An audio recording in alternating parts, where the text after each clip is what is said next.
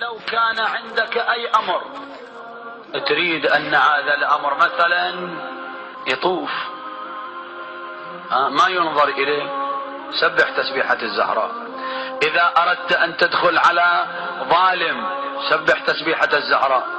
إذا أردت أن تدخل على مسؤول كبير ليتسهل أمرك سبح تسبيحة الزهراء. إذا أردت أن يؤمنك الله في فراشك سبح تسبيحة الزهراء. إذا أردت أن تضمن أن تفيق وأنت على قيد الحياة سبح تسبيحة الزهراء. وهو أمان من العديلة.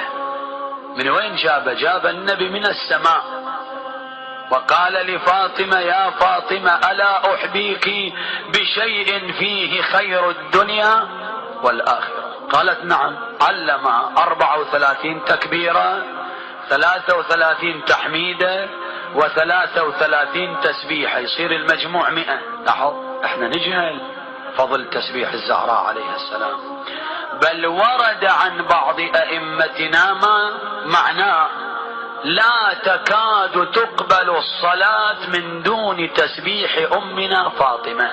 وفوائد كثيرة، وخصوصا قبل النوم تسبيح الزهراء عليها السلام شيء عظيم جدا، يورث الأمان وتكون في حصن الله الحصين حتى تفيق. ما يصيبك شر ولا ضر، ما يصيبك مكروه ما دمت قد سبحت بتسبيح الزهراء عليه السلام.